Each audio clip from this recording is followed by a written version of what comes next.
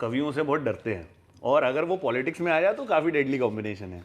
तो ये पॉलिटिक्स का जो रास्ता चूज किया है ये अचानक से कहाँ से आ गया और मतलब शुरुआत कैसे हुई? मतलब तो मुझे याद है बहुत पहले की बात है, आप शायद आम आदमी पार्टी ज्वाइन करने वाले थे, ये भी बातें चल रही थी, सपा भी। आज का ये जो प्रोग्राम है ये हमारे यहाँ से मदरसे से, आज तो हालत है कि आप 4 पंक्ति पढ़ दो तो आपके खिलाफ लेकर के FIR खड़े हैं लोग। मतलब बर्दाश्त खत्म हो गई सरकारों की, अपनी आलोचना सुनना बंद कर दिया सरकारों ने। हेलो मैं दानिश।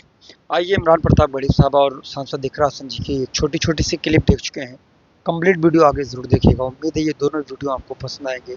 इमरान प्रताप बड़ी साहब की मुशायरे की दुनिया से कैसे लेकर के सियासत में आए हैं, ये सब कुछ हम इस वीडियो में देखेंगे, इस पॉडकास्ट में देखेंगे। वीडियो पसंद आए तो मेरे DL गोल्डन न्यूज़ चैनल को आप ज़रूर सब्सक्राइब करिएगा। आइए इमरान प्रताप बड़ी साहब का पहले वीडियो देखते हैं, उसके बाद में सांसद इकरा हसन जी का।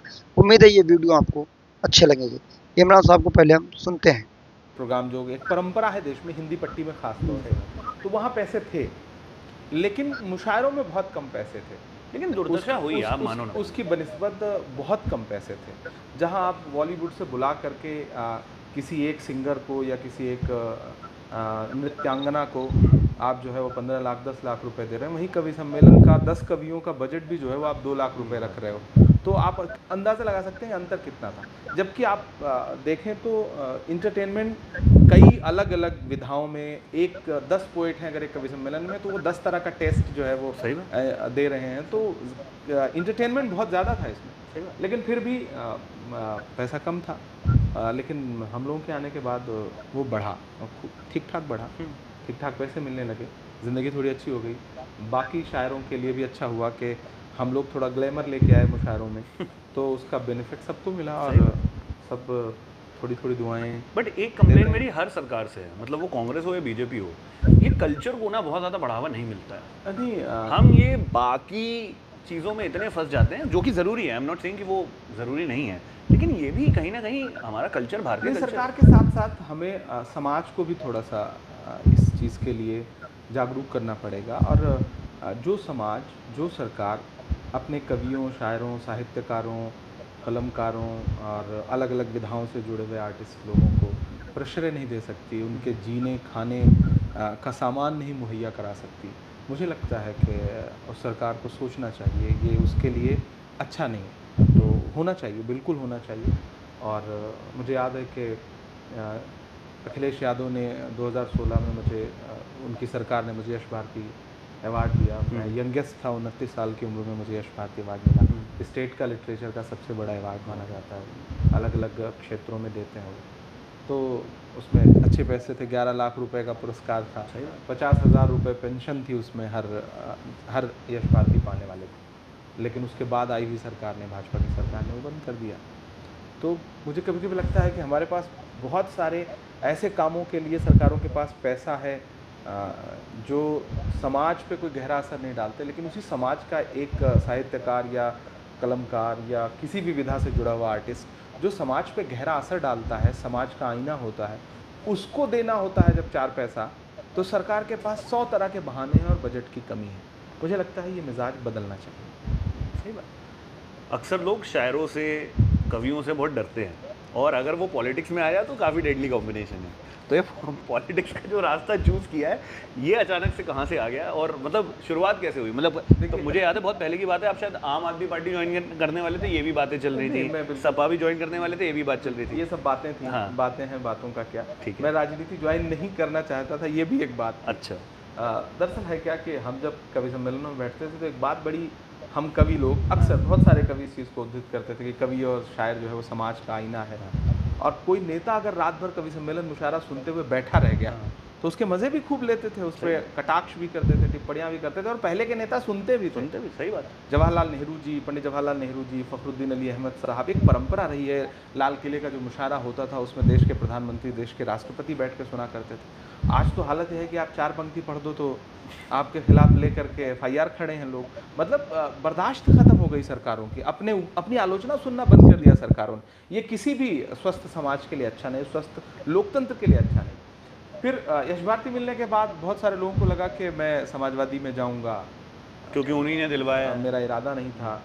फिर बीच में याद होगा आपको, जब आम आदमी पार्टी की तरफ से राज्यसभा में भेजे जाने की बात आई तो खूब खबरें चली। मुझे भी मीडिया के ज़रिए पता चला कि आम आदमी पार्टी मुझे राज्यसभा भेज रही है, तो मीडिया के ज़रिए ही पता चला। मैंने उस पर कोई कोशिश नहीं की, मुझे लगता था कि नहीं, ये दुनिया अपनी दुनिया नहीं है।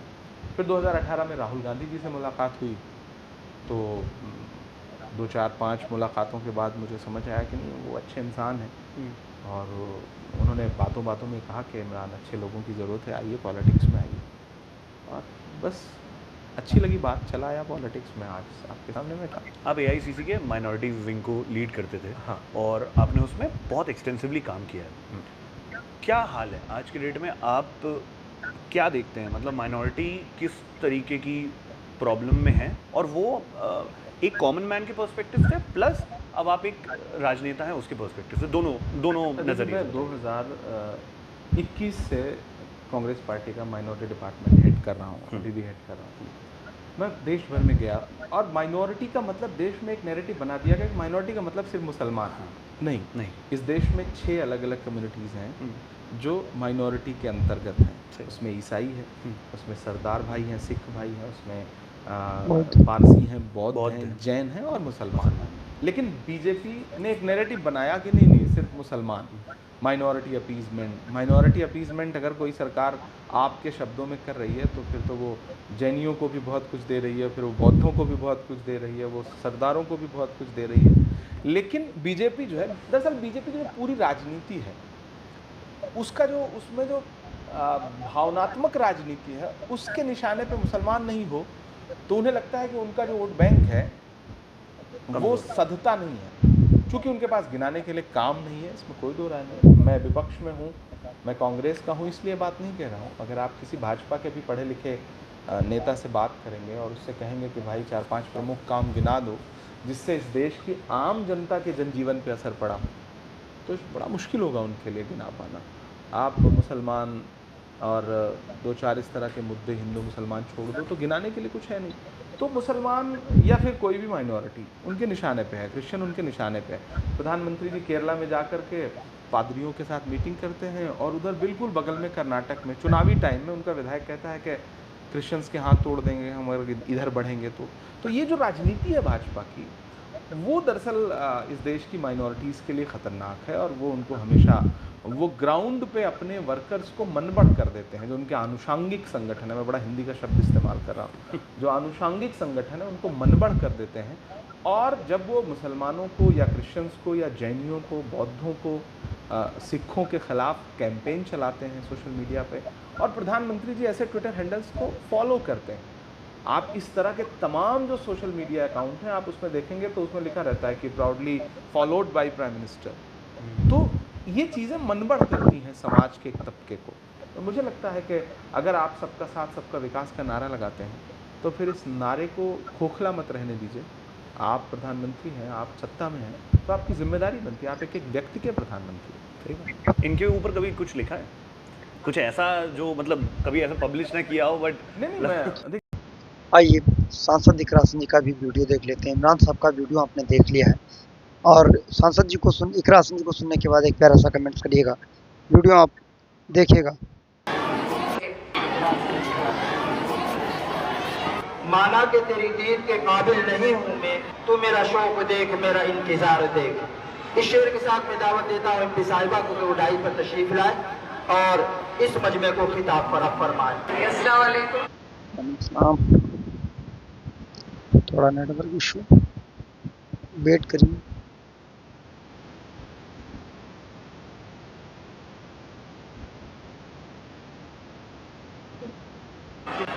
आज का ये जो प्रोग्राम है, ये हमारे यहाँ से मदरसे से जितने भी तालीम याफ्ता बच्चे हैं, जिन्होंने कुछ बच्चियों ने बहुत अव्वल नंबर कमाए, बच्चों ने, उनके लिए आज हम सब यहाँ मौजूद हैं। देखिए, तालीम बेहद ज़रूरी है, तरबियत भी बहुत ज़रूरी है, और जहाँ से आप फारिग हो रहे हैं, जहाँ आप पढ़ाई कर रहे हैं, उस जगह के असरात आपके किरदार में दिखने, ये भी बेहद ज़रूरी है।